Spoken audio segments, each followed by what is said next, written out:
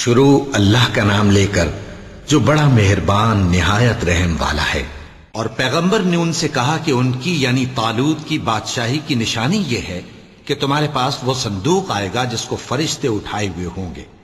اس میں تمہارے پروردگار کی طرف سے تسلی بخشنے والی چیز ہوگی اور کچھ اور چیزیں بھی ہوں گی جو موسیٰ اور ہارون چھوڑ گئے تھے۔ اگر تم ایمان رکھتے ہو تو یہ تمہارے لیے ایک بڑی نشانی ہے۔ غرض جب طالوت فوجیں لے کر روانہ ہوا تو اس نے ان سے کہا کہ اللہ ایک نہر سے تمہاری آزمائش کرنے والا ہے، جو شخص اس میں سے پانی پی لے گا اس کی نسبت تصور کیا جائے گا کہ وہ میرا نہیں، اور جو نہ پیے گا وہ سمجھا جائے گا کہ میرا ہے۔ ہاں اگر کوئی ہاتھ سے چلو بھر پانی لے لے تو خیر۔ جب وہ لوگ نہر پر پہنچے تو چند آدمیوں کے سوا سب نے پانی پی لیا۔ پھر جب طالوت اور مومن لوگ جو اس کے ساتھ تھے نہر کے پار ہو گئے تو کہنے لگے کہ آج ہم میں جالوت اور اس کے لشکر سے مقابلہ کرنے کی طاقت نہیں۔ جو لوگ یقین رکھتے تھے کہ ان کو اللہ کے روبرو حاضر ہونا ہے وہ کہنے لگے کہ بسا اوقات تھوڑی سی جماعت نے اللہ کے حکم سے بڑی جماعت پر فتح حاصل کی ہے، اور اللہ ثابت قدم رہنے والوں کے ساتھ ہے۔ اور جب وہ لوگ جالوت اور اس کے لشکر کے مقابل میں آئے تو اللہ سے دعا کی کہ اے پروردگار ہم پر صبر کے دہانے کھول دے اور ہمیں لڑائی میں ثابت قدم رکھ اور لشکر کفار پر فتح یاب کر۔ تو طالوت کی فوج نے اللہ کے حکم سے ان کو شکست دے دی، اور داؤد نے جالوت کو قتل کر ڈالا، اور اللہ نے ان کو بادشاہی اور دانائی بخشی اور جو کچھ چاہا سکھایا۔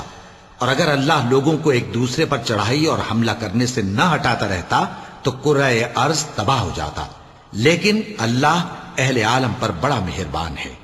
یہ اللہ کی آیتیں ہیں جو ہم تم کو سچائی کے ساتھ پڑھ کر سناتے ہیں، اور اے محمد صلی اللہ علیہ وآلہ وسلم تم بلا شبہ پیغمبروں میں سے ہو۔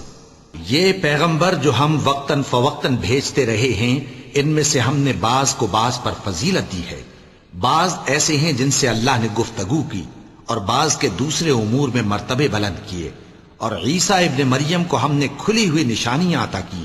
اور روح القدس سے ان کو مدد دی، اور اگر اللہ چاہتا تو ان سے پچھلے لوگ اپنے پاس کھلی نشانیاں آنے کے بعد آپس میں نہ لڑتے، لیکن انہوں نے اختلاف کیا تو ان میں سے بعض تو ایمان لے آئے اور بعض کافر ہی رہے۔ اور اگر اللہ چاہتا تو یہ لوگ باہم جنگ و قتال نہ کرتے، لیکن اللہ جو چاہتا ہے کرتا ہے۔ اے ایمان والو، جو مال ہم نے تم کو دیا ہے اس میں سے اس دن کے آنے سے پہلے پہلے خرچ کر لو جس میں نہ اعمال کا سودا ہو اور نہ دوستی اور سفارش ہو سکے، اور کفر کرنے والے لوگ ظالم ہیں۔ اللہ وہ معبود برحق ہے کہ اس کے سوا کوئی عبادت کے لائق نہیں، زندہ ہے، سب کو تھامنے والا، اسے نہ اونگ آتی ہے نہ نیند۔ جو کچھ آسمانوں میں اور جو کچھ زمین میں ہے سب اسی کا ہے۔ کون ہے کہ اس کی اجازت کے بغیر اس سے کسی کی سفارش کر سکے؟ جو کچھ لوگوں کے روبرو ہو رہا ہے اور جو کچھ ان کے پیچھے ہو چکا ہے اسے سب معلوم ہے، اور لوگ اس کی معلومات میں سے کسی چیز پر دسترس حاصل نہیں کر سکتے۔ ہاں جس قدر وہ چاہتا ہے اسی قدر معلوم کرا دیتا ہے۔ اس کی بادشاہی اور علم آسمان اور زمین سب پر حاوی ہے، اور اسے ان کی حفاظت کچھ بھی دشوار نہیں۔ وہ بڑا عالی رتبہ ہے، جلیل القدر ہے۔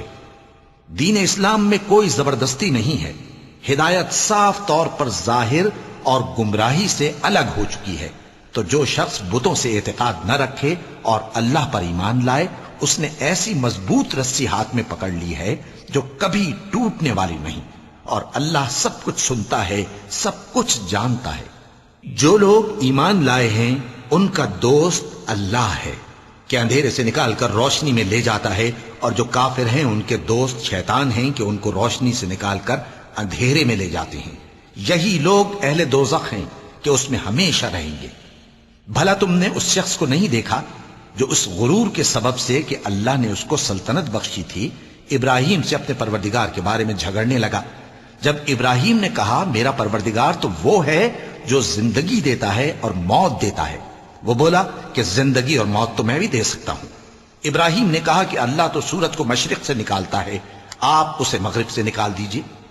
یہ سن کر وہ کافر ہکا بکا رہ گیا، اور اللہ بے انصافوں کو ہدایت نہیں دیا کرتا۔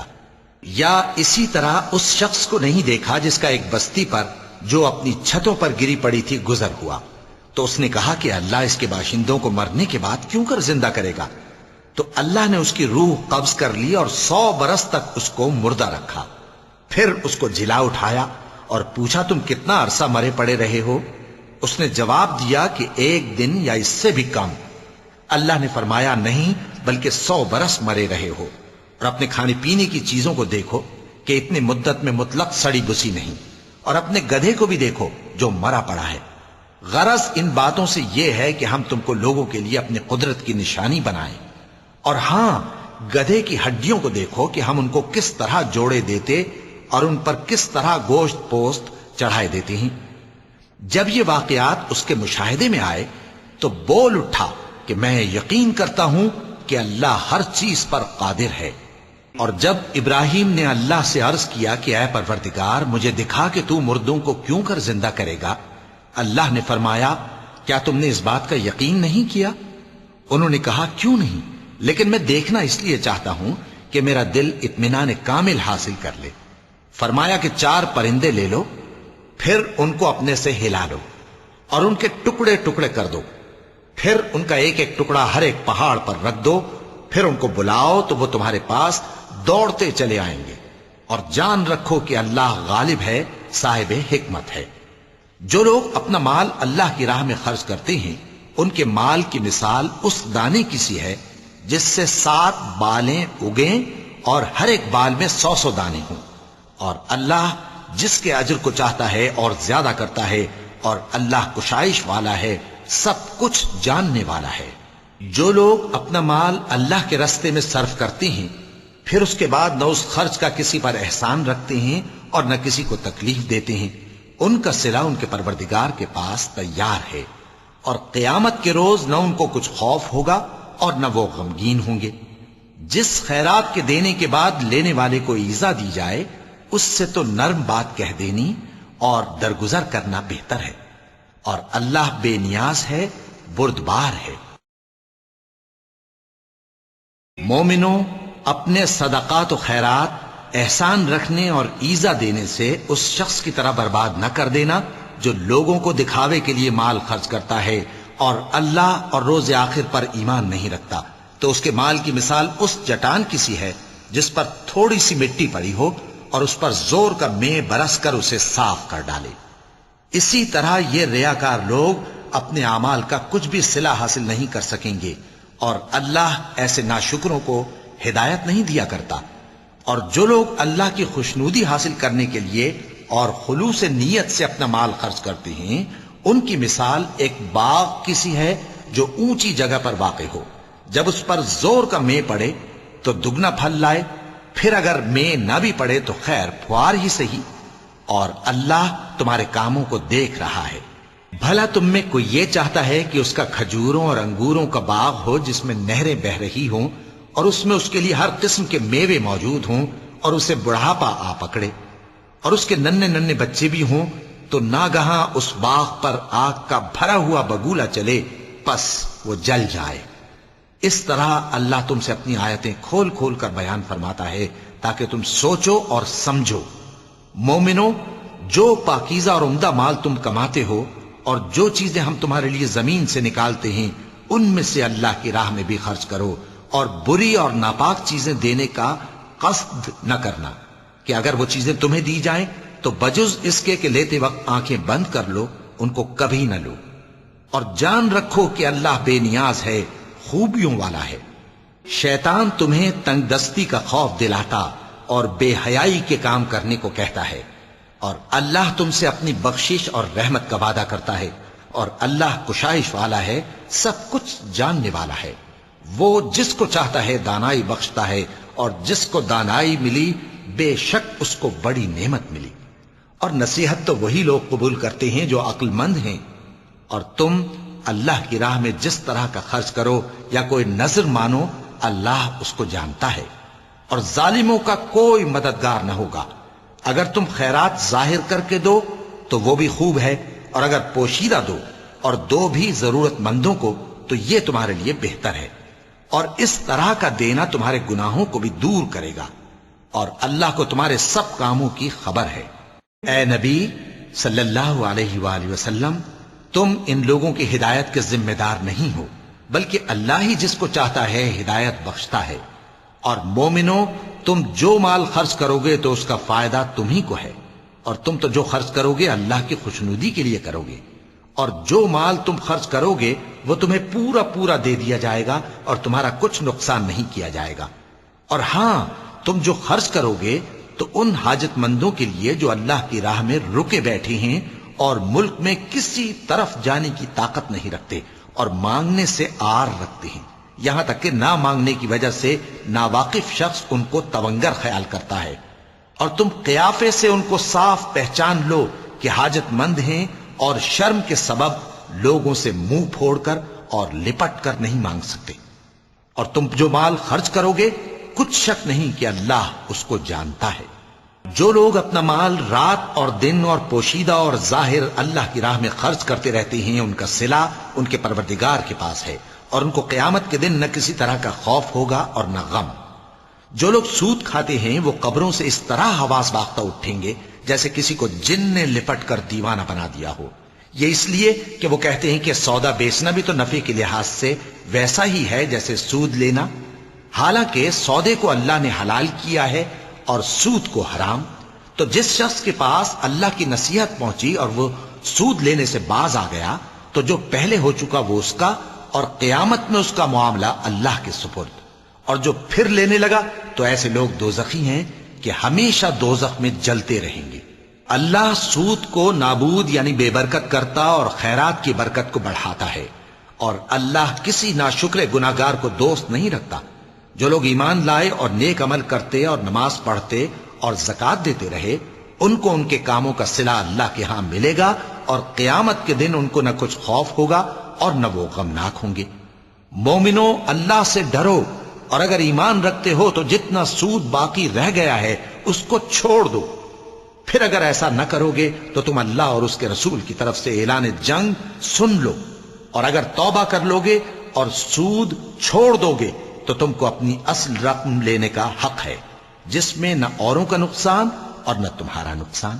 اور اگر قرض لینے والا تنگ دست ہو تو اسے کشائش کے حاصل ہونے تک مہلت دو، اور اگر زر قرض بخش دو تو وہ تمہارے لیے زیادہ اچھا ہے، بشرطے کہ سمجھو۔ اور اس دن سے ڈرو جبکہ تم اللہ کے حضور میں لوٹ کر جاؤ گے، اور ہر شخص اپنے اعمال کا پورا پورا بدلہ پائے گا اور کسی کو کچھ نقصان نہ ہوگا۔ مومنو، جب تم آپس میں کسی میعاد معین کے لیے قرض کا معاملہ کرنے لگو تو اس کو لکھ لیا کرو، اور لکھنے والا تم میں کسی کا نقصان نہ کرے بلکہ انصاف سے لکھے۔ نیز لکھنے والا جیسا اللہ نے اسے سکھایا ہے لکھنے سے انکار بھی نہ کرے اور دستاویز لکھ دے۔ اور جو شخص قرض لے وہی دستاویز کا مضمون بول کر لکھوائے، اور اللہ سے کہ اس کا مالک ہے خوف کرے، اور زر قرض میں سے کچھ کم نہ لکھوائے۔ اور اگر قرض لینے والا کم عقل یا ضعیف ہو یا مضمون لکھوانے کی قابلیت نہ رکھتا ہو تو جو اس کا ولی ہو وہ انصاف کے ساتھ مضمون لکھوائے، اور اپنے میں سے 2 مردوں کو ایسے معاملے کے گواہ کر لیا کرو، اور اگر 2 مرد نہ ہوں تو 1 مرد اور 2 عورتیں جن کو تم گواہ پسند کرو کافی ہیں، کہ اگر ان میں سے ایک بھول جائے گی تو دوسری اسے یاد دلا دے گی۔ اور جب گواہ گواہی کے لیے طلب کیے جائیں تو انکار نہ کریں۔ اور قرض تھوڑا ہو یا بہت اس کی دستاویز کے لکھنے لکھانے میں سستی نہ کرنا، یہ بات اللہ کے نزدیک نہایت قرین انصاف ہے، اور شہادت کے لیے بھی یہ بہت درست طریقہ ہے۔ اس سے تم کو کسی طرح کا شک و شبہ بھی نہیں پڑے گا۔ ہاں، اگر سودا دست بدست ہو جو تم آپس میں لیتے دیتے ہو تو اگر ایسے معاملے کے دستاویز نہ لکھو تو تم پر کچھ گناہ نہیں۔ اور جب خرید و فروخت کیا کرو، مثلا زمین جائیداد کی، تو بھی گواہ کر لیا کرو، اور کاتب دستاویز اور گواہ معاملہ کرنے والوں کا کسی طرح کا نقصان نہ کریں۔ اگر تم لوگ ایسا کرو تو یہ تمہارے لیے گناہ کی بات ہے، اور اللہ سے ڈرو اور دیکھو کہ وہ تم کو کیسی مفید باتیں سکھاتا ہے، اور اللہ ہر چیز سے واقف ہے۔ اور اگر تم سفر پر ہو اور دستاویز لکھنے والا نہ مل سکے تو کوئی چیز رہن با قبضہ رکھ کر قرض لے لو، اور اگر تم میں سے کوئی دوسرے کو امین سمجھے یعنی رہن کے بغیر قرض دے دے تو امانت دار کو چاہیے کہ صاحب امانت کی امانت ادا کر دے، اور اللہ سے جو اس کا پروردگار ہے ڈرے، اور دیکھنا شہادت کو مت چھپانا، جو اس کو چھپائے گا وہ دل کا گناہگار ہوگا، اور اللہ تمہارے سب کاموں سے واقف ہے، جو کچھ آسمانوں میں اور جو کچھ زمین میں ہے سب اللہ ہی کا ہے۔ تم اپنے دلوں کی بات کو ظاہر کرو گے تو اور چھپاؤ گے تو اللہ تم سے اس کا حساب لے گا، پھر وہ جسے چاہے مغفرت کرے اور جسے چاہے عذاب دے، اور اللہ ہر چیز پر قادر ہے۔ رسول اللہ صلی اللہ علیہ وآلہ وسلم اس کتاب پر جو ان کے پروردگار کی طرف سے ان پر نازل ہوئی ایمان رکھتے ہیں، اور مومن بھی سب اللہ پر اور اس کے فرشتوں پر اور اس کی کتابوں پر اور اس کے پیغمبروں پر ایمان رکھتے ہیں، اور کہتے ہیں کہ ہم اس کے پیغمبروں سے کسی میں کچھ فرق نہیں کرتے، اور وہ اللہ سے عرض کرتے ہیں کہ ہم نے تیرا حکم سنا اور قبول کیا، اے پروردگار ہم تیری بخشش مانگتے ہیں اور تیری ہی طرف لوٹ کر جانا ہے۔ اللہ کسی شخص کو اس کی طاقت سے زیادہ کا ذمہ دار نہیں بناتا، اچھے کام کرے گا تو اس کو ان کا فائدہ ملے گا، برے کرے گا تو اسے ان کا نقصان پہنچے گا۔ اے پروردگار اگر ہم سے بھول یا چوک ہو گئی ہو تو ہم سے مواخذہ نہ کیجو، اے پروردگار ہم پر ایسا بوجھ نہ ڈالیو جیسا تو نے ہم سے پہلے لوگوں پر ڈالا تھا، اے پروردگار جتنا بوجھ اٹھانے کی ہم میں طاقت نہیں اتنا بوجھ ہم پر نہ رکھیو، اور اے پروردگار ہمارے گناہوں سے درگزر کر اور ہمیں بخش دے اور ہم پر رحم فرما، تو ہی ہمارا مددگار ہے، سو ہم کو کافروں پر غالب کر۔ شروع اللہ کا نام لے کر جو بڑا مہربان نہایت رحم والا ہے۔ الف لام میم، اللہ جو معبود برحق ہے اس کے سوا کوئی عبادت کے لائق نہیں، زندہ ہے سب کو تھامنے والا۔ اس نے اے نبی تم پر سچی کتاب نازل کی جو پہلی آسمانی کتابوں کی تصدیق کرتی ہے، اور اسی نے تورات اور انجیل نازل کی تھی۔ یہ دو کتابیں اس نے پہلے نازل کی تھیں لوگوں کی ہدایت کے لیے، اور پھر قرآن جو حق اور باطل کو الگ الگ کر دینے والا ہے نازل کیا۔ جو لوگ اللہ کی آیتوں کا انکار کرتے ہیں ان کو سخت عذاب ہوگا، اور اللہ زبردست ہے، بدلہ لینے والا ہے۔ اللہ ایسا خبیر و بصیر ہے کہ کوئی چیز اس سے پوشیدہ نہیں، نہ زمین میں اور نہ آسمان میں۔ وہی تو ہے جو ماں کے پیٹ میں جیسی چاہتا ہے تمہاری صورتیں بناتا ہے، اس غالب حکمت والے کے سوا کوئی عبادت کے لائق نہیں۔ اے پیغمبر وہی تو ہے جس نے تم پر یہ کتاب نازل کی جس کی بعض آیتیں محکم ہیں اور وہی اصل کتاب ہیں، اور بعض دوسری متشابہ ہیں، تو جن لوگوں کے دلوں میں کجی ہے وہ متشابہات کا اتباع کرتے ہیں تاکہ فتنہ برپا کریں اور مراد اصلی کا پتہ لگائیں، حالانکہ مراد اصلی اللہ کے سوا کوئی نہیں جانتا۔ اور جو لوگ علم میں گہری نظر رکھتے ہیں وہ یہ کہتے ہیں کہ ہم ان پر ایمان لائے، یہ سب آیات ہمارے پروردگار کی طرف سے ہیں، اور نصیحت تو عقل مند ہی قبول کرتے ہیں۔ اے پروردگار جب تو نے ہمیں ہدایت بخشی ہے تو اس کے بعد ہمارے دلوں میں کجی نہ پیدا کر دیجو، اور ہمیں اپنے ہاتھ سے رحمت عطا فرما، تو بڑا عطا فرمانے والا ہے۔ اے پروردگار تو اس روز جس کے آنے میں کچھ بھی شک نہیں سب لوگوں کو اپنے حضور میں جمع کر لے گا، بے شک اللہ خلاف وعدہ نہیں کرتا۔ جو لوگ کافر ہوئے اس دن نہ تو ان کا مال ہی اللہ کے عذاب سے ان کو بچا سکے گا اور نہ ان کی اولاد ہی کچھ کام آئے گی، اور یہ لوگ آتش جہنم کا ایندھن ہوں گے۔ ان کا حال بھی فرعونیوں اور ان سے پہلے لوگوں کا سا ہوگا جنہوں نے ہماری آیتوں کی تکذیب کی تھی، تو اللہ نے ان کو ان کے گناہوں کے سبب عذاب میں پکڑ لیا تھا، اور اللہ سخت عذاب کرنے والا ہے۔ اے پیغمبر کافروں سے کہہ دو کہ تم دنیا میں بھی عنقریب مغلوب ہو جاؤ گے اور آخرت میں جہنم کی طرف اکٹھا کیے جاؤ گے، اور وہ بری جگہ ہے۔ تمہارے لیے دو گروہوں میں جو جنگ بدر کے دن آپس میں بھڑ گئے قدرت الہی کی عظیم الشان نشانی تھی۔ ایک گروہ مسلمانوں کا تھا، وہ اللہ کی راہ میں لڑ رہا تھا، اور دوسرا گروہ کافروں کا تھا، وہ ان کو اپنی آنکھوں سے اپنے سے دگنا مشاہدہ کر رہا تھا۔ اور اللہ اپنی نصرت سے جس کو چاہتا ہے مدد دیتا ہے۔ جو اہل بصارت ہیں ان کے لیے اس واقعے میں بڑی عبرت ہے۔ لوگوں کو ان کی خواہشوں کی چیزیں یعنی عورتیں اور بیٹے اور سونے اور چاندی کے بڑے بڑے ڈھیر اور نشان لگے ہوئے گھوڑے اور مویشی اور کھیتی بڑی زینت دار معلوم ہوتی ہیں، مگر یہ سب دنیا ہی کی زندگی کے سامان ہیں اور اللہ کے پاس بہت اچھا ٹھکانہ ہے۔ اے پیغمبر ان سے کہو کہ بھلا میں تم کو ایسی چیز بتاؤں جو ان چیزوں سے کہیں اچھی ہو؟ سنو، جو لوگ پرہیزگار ہیں ان کے لیے اللہ کے ہاں باغات بہشت ہیں جن کے نیچے نہریں بہ رہی ہیں، ان میں وہ ہمیشہ رہیں گے، اور پاکیزہ بیویاں ہیں، اور سب سے بڑھ کر اللہ کی خوشنودی۔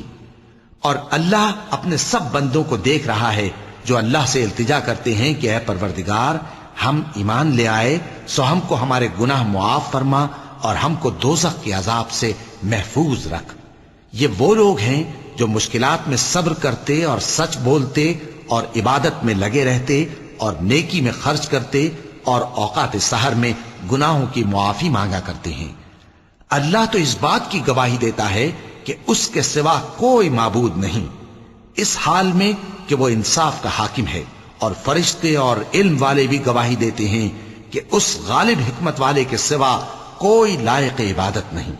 دین تو اللہ کے نزدیک اسلام ہی ہے، اور اہل کتاب نے جو اس دین سے اختلاف کیا تو علم حاصل ہونے کے بعد آپس کی ضد سے کیا، اور جو شخص اللہ کی آیتوں کو نہ مانے تو اللہ جلد حساب لینے والا ہے۔ اے پیغمبر، پس اگر یہ لوگ تم سے جھگڑنے لگیں تو کہنا کہ میں اور میرے پیرو تو اللہ کے فرمانبردار ہو چکے، اور اہل کتاب اور ان پڑھ لوگوں سے کہو کہ کیا تم بھی اللہ کے فرمانبردار بنتے اور اسلام لاتے ہو؟ پس اگر یہ لوگ اسلام لے آئیں تو بے شک ہدایت پالیں، اور اگر تمہارا کہا نہ مانے تو تمہارا کام صرف اللہ کا پیغام پہنچا دینا ہے، اور اللہ اپنے بندوں کو دیکھ رہا ہے۔ جو لوگ اللہ کی آیتوں کو نہیں مانتے اور انبیاء کو ناحق قتل کرتے رہے ہیں اور جو انصاف کرنے کا حکم دیتے ہیں انہیں بھی مار ڈالتے ہیں، ان کو دکھ دینے والے عذاب کی خوشخبری سنا دو۔ یہ ایسے لوگ ہیں جن کے اعمال دنیا اور آخرت دونوں میں برباد ہیں، اور ان کا کوئی مددگار نہیں ہوگا۔ بھلا تم نے ان لوگوں کو نہیں دیکھا جن کو کتاب یعنی تورات سے حصہ دیا گیا، اور وہ اس کتاب اللہ یعنی قرآن کی طرف بلائے جاتے ہیں تاکہ یہ ان کے تنازعات کا ان میں فیصلہ کر دے، تو ایک فریق ان میں سے پھر جاتا ہے اور منہ پھیر لیتا ہے، یہ اس لیے کہ یہ اس بات کے قائل ہیں کہ دوزخ کی آگ ہمیں چند روز کے سوا چھو ہی نہیں سکے گی، اور جو کچھ یہ دین کے بارے میں بہتان باندھتے رہے ہیں اس نے ان کو دھوکے میں ڈال رکھا ہے۔ تو اس وقت کیا حال ہوگا جب ہم ان کو جمع کریں گے، یعنی اس روز جس کے آنے میں کچھ بھی شک نہیں، اور ہر نفس اپنے اعمال کا پورا پورا بدلہ پائے گا اور ان پر ظلم نہیں کیا جائے گا۔ کہو کہ اے اللہ، اے بادشاہی کے مالک، تو جس کو چاہے بادشاہی بخشے اور جس سے چاہے بادشاہی چھین لے، اور جس کو چاہے عزت دے اور جسے چاہے ذلیل کرے۔ ہر طرح کی بھلائی تیرے ہی ہاتھ ہے، اور بے شک تو ہر چیز پر قادر ہے۔ تو ہی رات کو دن میں داخل کرتا اور تو ہی دن کو رات میں داخل کرتا ہے، تو ہی بے جان سے جاندار پیدا کرتا ہے اور تو ہی جاندار سے بے جان پیدا کرتا ہے، اور تو ہی جس کو چاہتا ہے بے حساب رزق بخشتا ہے۔ مومنوں کو چاہیے کہ مومنوں کے سوا کافروں کو دوست نہ بنائیں، اور جو ایسا کرے گا اس سے اللہ کا کچھ عہد نہیں۔ ہاں اگر اس طریق سے تم ان کے شر سے بچاؤ کی صورت پیدا کرو تو مذائقہ نہیں، اور اللہ تم کو اپنے غضب سے ڈراتا ہے، اور اللہ ہی کی طرف تم کو لوٹ کر جانا ہے۔ اے پیغمبر، لوگوں سے کہہ دو کہ کوئی بات تم اپنے دلوں میں مخفی رکھو یا اسے ظاہر کرو، اللہ اس کو جانتا ہے، اور جو کچھ آسمانوں میں اور جو کچھ زمین میں ہے اس کو سب کی خبر ہے، اور وہ ہر چیز پر قادر ہے۔ جس دن ہر شخص اپنی کی ہوئی نیکی کو موجود پا لے گا اور اپنی برائی کو بھی دیکھ لے گا تو آرزو کرے گا کہ اے کاش اس میں اور اس برائی میں دور کی مسافت ہو جاتی، اور اللہ تم کو اپنے غضب سے ڈراتا ہے، اور اللہ اپنے بندوں پر نہایت مہربان ہے۔ اے پیغمبر، لوگوں سے کہہ دو کہ اگر تم اللہ کو دوست رکھتے ہو تو میری پیروی کرو، اللہ بھی تمہیں دوست رکھے گا اور تمہارے گناہ معاف کر دے گا، اور اللہ بخشنے والا ہے، مہربان ہے۔ کہہ دو کہ اللہ اور اس کے رسول کا حکم مانو، پس اگر وہ نہ مانے تو اللہ بھی کافروں کو دوست نہیں رکھتا۔ اللہ نے آدم اور نوح اور خاندان ابراہیم اور خاندان عمران کو تمام جہان کے لوگوں میں سے منتخب فرمایا تھا، ان میں سے بعض کی اولاد تھے، اور اللہ سننے والا ہے، جاننے والا ہے۔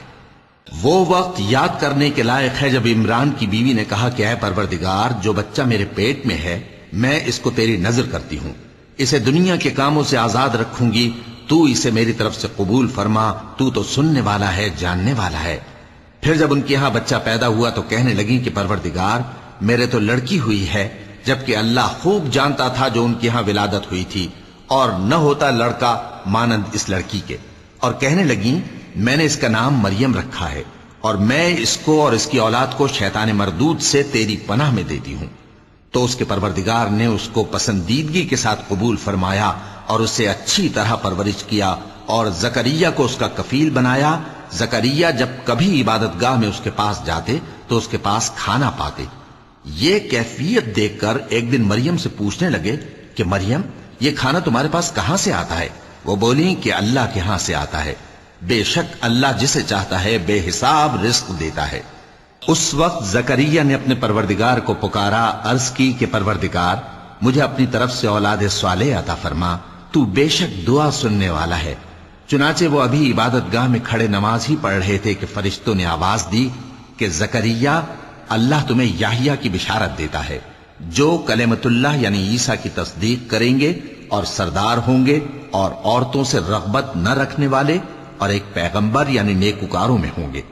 زکریا نے کہا اے پروردگار، میرے ہاں لڑکا کیوں کر پیدا ہوگا کہ میں تو بڈھا ہو گیا ہوں اور میری بیوی بانجھ ہے؟ فرمایا اسی طرح اللہ جو چاہتا ہے کرتا ہے۔ زکریا نے کہا کہ پروردگار، میرے لیے کوئی نشانی مقرر فرما دے۔ فرمایا تمہاری نشانی یہ ہے کہ تم لوگوں سے 3 دن اشارے کے سوا بات نہ کر سکو گے، تو ان دنوں میں اپنے پروردگار کی کثرت سے یاد اور صبح و شام اس کی تسبیح کرنا۔ اور جب فرشتوں نے مریم سے کہا کہ مریم، اللہ نے تم کو برگزیدہ کیا ہے اور تمہیں پاک بنایا ہے اور دنیا جہان کی عورتوں میں سے تم کو منتخب کیا ہے، اے مریم اپنے پروردگار کی فرما برداری کرنا اور سجدہ کرنا اور رکوع کرنے والوں کے ساتھ رکوع کرنا۔ اے نبی، یہ باتیں اخبار غیب میں سے ہیں جو ہم تمہارے پاس بھیجتے ہیں۔ اور جب وہ لوگ اپنے قلم بطور قرعہ ڈال رہے تھے کہ مریم کا کفیل کون بنے، تو تم ان کے پاس نہیں تھے، اور نہ اس وقت ہی ان کے پاس تھے جب وہ آپس میں جھگڑ رہے تھے۔ وہ وقت بھی یاد کرنے کے لائق ہے جب فرشتوں نے مریم سے کہا کہ مریم، اللہ تم کو اپنی طرف سے ایک کلمے کی بشارت دیتا ہے جس کا نام مسیح اور مشہور عیسیٰ ابن مریم ہوگا، اور جو دنیا اور آخرت میں آبرو مند اور مقربین میں سے ہوگا، اور ماں کی گود میں اور بڑی عمر کا ہو کر دونوں حالتوں میں لوگوں سے یکساں گفتگو کرے گا اور نیکوکاروں میں ہوگا۔ مریم نے کہا کہ پروردگار، میرے ہاں بچہ کیوں کر ہوگا کہ کسی انسان نے مجھے ہاتھ تک تو لگایا نہیں؟ فرمایا کہ اللہ اسی طرح جو چاہتا ہے پیدا کرتا ہے، جب وہ کوئی کام کرنا چاہتا ہے تو ارشاد فرما دیتا ہے کہ ہو جا، تو وہ ہو جاتا ہے۔ اور وہ اسے کتاب و حکمت اور تورات اور انجیل کا علم عطا کرے گا، اور عیسیٰ بنی اسرائیل کی طرف پیغمبر ہو کر جائیں گے اور کہیں گے کہ میں تمہارے پاس تمہارے پروردگار کی طرف سے نشانی لے کر آیا ہوں، وہ یہ کہ تمہارے سامنے مٹی سے پرندے کی صورت بناتا ہوں، پھر اس میں پھونک مارتا ہوں تو وہ اللہ کے حکم سے سچ مچ پرندہ ہو جاتا ہے، اور پیدائشی اندھے اور ابرص کو تندرست کر دیتا ہوں، اور اللہ کے حکم سے مردوں کو زندہ کر دیتا ہوں، اور جو کچھ تم کھا کر آتے ہو اور جو اپنے گھروں میں جمع کر رکھتے ہو سب تم کو بتا دیتا ہوں۔ اگر تم صاحب ایمان ہو تو ان باتوں میں تمہارے لیے نشانی ہے، اور مجھ سے پہلے جو تورات نازل ہوئی تھی اس کی تصدیق بھی کرتا ہوں، اور میں اس لیے بھی آیا ہوں کہ بعض چیزیں جو تم پر حرام تھیں ان کو تمہارے لیے حلال کر دوں، اور میں تو تمہارے پروردگار کی طرف سے نشانی لے کر آیا ہوں، تو اللہ سے ڈرو اور میرا کہا مانو۔ کچھ شک نہیں کہ اللہ ہی میرا اور تمہارا پروردگار ہے، تو اسی کی عبادت کرو، یہی سیدھا رستہ ہے۔ پھر جب عیسیٰ نے ان کی طرف سے انکار و نافرمانی ہی دیکھی تو کہنے لگے کہ کوئی ہے جو اللہ کا طرفدار اور میرا مددگار ہو؟ حواری بولے کہ ہم اللہ کے طرفدار اور آپ کے مددگار ہیں، ہم اللہ پر ایمان لائے اور آپ گواہ رہیں کہ ہم فرمانبردار ہیں۔ اے پروردگار، جو کتاب تو نے نازل فرمائی ہے ہم اس پر ایمان لے آئے اور تیرے پیغمبر کے متبع ہو چکے۔ تو ہم کو ماننے والوں میں لکھ رکھ، اور وہ یعنی یہود قتل عیسیٰ کے بارے میں ایک چال چلے، اور اللہ نے بھی عیسیٰ کو بچانے کے لیے تدبیر کی، اور اللہ بہترین تدبیر کرنے والا ہے۔ اس وقت اللہ نے فرمایا کہ عیسیٰ، میں تمہاری دنیا میں رہنے کی مدت پوری کر کے تم کو اپنی طرف اٹھا لوں گا اور تمہیں کافروں کی صحبت سے پاک کر دوں گا، اور جو لوگ تمہاری پیروی کریں گے ان کو کافروں پر قیامت تک فائق و غالب رکھوں گا۔ پھر تم سب میرے پاس لوٹ کر آؤ گے تو جن باتوں میں تم اختلاف کرتے رہے اس دن تم میں ان کا فیصلہ کر دوں گا۔ اب جو کافر ہوئے ان کو دنیا اور آخرت دونوں میں سخت عذاب دوں گا اور ان کا کوئی مددگار نہ ہوگا، اور جو لوگ ایمان لائے اور عمل نیک کرتے رہے ان کو اللہ پورا پورا صلہ دے گا، اور اللہ ظالموں کو دوست نہیں رکھتا۔ اے نبی، یہ ہم تم کو اللہ کی آیتیں اور حکمت بھری نصیحتیں پڑھ پڑھ کر سناتے ہیں۔ عیسیٰ کا حال اللہ کے نزدیک آدم کا سا ہے کہ اس نے پہلے مٹی سے ان کو بنایا، پھر فرمایا کہ باشعور انسان ہو جا، تو وہ ویسے ہی ہو گئے۔ یہ بات تمہارے پروردگار کی طرف سے حق ہے، تو تم ہرگز شک کرنے والوں میں نہ ہونا۔ پھر اگر یہ لوگ عیسیٰ کے بارے میں تم سے جھگڑا کریں اس کے بعد کہ تم کو حقیقت معلوم ہو ہی چکی ہے، تو ان سے کہنا کہ آؤ ہم اپنے بیٹوں اور بیٹیوں کو بلائیں، تم اپنے بیٹوں اور بیٹیوں کو بلاؤ، اور ہم خود بھی آئیں اور تم خود بھی آؤ، پھر دونوں فریق اللہ سے دعا و التجا کریں، اس طرح جھوٹوں پر اللہ کی لعنت بھیجیں۔ یہ تمام بیانات صحیح ہیں، اور اللہ کے سوا کوئی معبود نہیں، اور بے شک اللہ غالب ہے، صاحب حکمت ہے۔ بس اگر یہ لوگ پھر جائیں تو اللہ مفسدوں کو خوب جانتا ہے۔ کہہ دو کہ اے اہل کتاب، جو بات ہمارے اور تمہارے دونوں کے درمیان یکساں تسلیم کی گئی ہے اس کی طرف آؤ، وہ یہ کہ اللہ کے سوا ہم کسی کی عبادت نہ کریں اور اس کے ساتھ کسی چیز کو شریک نہ بنائیں، اور ہم میں کوئی کسی کو اللہ کے سوا اپنا کارساز نہ سمجھے۔ پھر اگر یہ لوگ اس بات کو نہ مانیں تو ان سے کہہ دو کہ تم گواہ رہو کہ ہم اللہ کے فرما بردار ہیں۔ اے اہل کتاب، تم ابراہیم کے بارے میں کیوں جھگڑتے ہو؟ حالانکہ تورات اور انجیل ان کے بعد اتری ہیں اور وہ پہلے ہو چکے، تو کیا تم عقل نہیں رکھتے؟ دیکھو، ایسی بات میں تو تم نے جھگڑا کیا ہی تھا جس کا تمہیں کچھ علم تھا بھی، مگر ایسی بات میں کیوں جھگڑتے ہو جس کا تم کو کچھ بھی علم نہیں، اور اللہ جانتا ہے اور تم نہیں جانتے۔ ابراہیم نہ تو یہودی تھے اور نہ عیسائی، بلکہ سب سے بے تعلق ہو کر ایک اللہ کے ہو رہے تھے، اور اسی کے فرما بردار تھے اور مشرکوں میں نہ تھے۔ ابراہیم سے زیادہ قرب رکھنے والے تو وہ لوگ ہیں جو ان کی پیروی کرتے رہے، اور یہ پیغمبر آخر الزماں صلی اللہ علیہ وآلہ وسلم اور وہ لوگ جو ایمان لائے ہیں، اور اللہ مومنوں کا کارساز ہے۔ اے اہل اسلام، بعض اہل کتاب اس بات کی خواہش رکھتے ہیں کہ کسی طرح تم کو گمراہ کر دیں، حالانکہ یہ تم کو کیا گمراہ کریں گے، اپنے آپ کو ہی گمراہ کر رہے ہیں اور نہیں جانتے۔ اے اہل کتاب، تم اللہ کی آیتوں سے کیوں انکار کرتے ہو اور تم تورات کو مانتے تو ہو؟ اے اہل کتاب، تم سچ کو جھوٹ کے ساتھ خلط ملط کیوں کرتے ہو اور حق کو کیوں چھپاتے ہو جبکہ تم جانتے بھی ہو؟ اور اہل کتاب کا ایک گروہ اپنے آدمیوں سے کہتا ہے کہ جو کتاب مومنوں پر نازل ہوئی ہے اس پر دن کے شروع میں تو ایمان لے آیا کرو اور اس کے آخر میں انکار کر دیا کرو، تاکہ وہ اسلام سے برگشتہ ہو جائیں، اور اپنے دین کے پیروں کے سوا کسی اور کی بات کا یقین نہ کر لینا۔ اے پیغمبر، کہہ دو کہ ہدایت تو اللہ ہی کی ہدایت ہے۔ وہ یہ بھی کہتے ہیں، یہ بھی نہ ماننا کہ جو چیز تم کو ملی ہے ویسی کسی اور کو بھی مل سکتی ہے، ورنہ وہ تم پر تمہارے رب کے روبرو حجت قائم کر دیں گے۔ اے پیغمبر، کہہ دو کہ بزرگی اللہ ہی کے ہاتھ میں ہے، وہ جسے چاہتا ہے دیتا ہے، اور اللہ کشائش والا ہے، علم والا ہے۔ وہ اپنی رحمت سے جس کو چاہتا ہے خاص کر لیتا ہے، اور اللہ بڑے فضل کا مالک ہے۔ اور اہل کتاب میں سے کوئی تو ایسا ہے کہ اگر تم اس کے پاس دیناروں کا ڈھیر امانت رکھ دو تو تم کو فوراً واپس دے دے، اور کوئی اس طرح کا ہے کہ اگر اس کے پاس 1 دینار بھی امانت رکھو تو جب تک اس کے سر پر ہر وقت کھڑے نہ رہو تمہیں دے ہی نہیں۔ یہ اس لیے کہ وہ کہتے ہیں کہ امیوں کے بارے میں ہم سے مواخذہ نہیں ہوگا۔ یہ اللہ پر محض جھوٹ بولتے ہیں اور اس بات کو جانتے بھی ہیں۔ ہاں، کیوں نہیں، جو شخص اپنے اقرار کو پورا کرے اور پرہیزگار بنا رہے تو اللہ بھی پرہیزگاروں کو دوست رکھتا ہے۔ جو لوگ اللہ کے اقراروں اور اپنی قسموں کو بیچ ڈالتے ہیں اور ان کے عوض تھوڑی سی قیمت حاصل کرتے ہیں، ان کا آخرت میں کچھ حصہ نہیں۔ ان سے اللہ نہ تو کلام کرے گا اور نہ قیامت کے روز ان کی طرف دیکھے گا، اور نہ ان کو پاک کرے گا، اور ان کو دکھ دینے والا عذاب ہوگا۔ صدق اللہ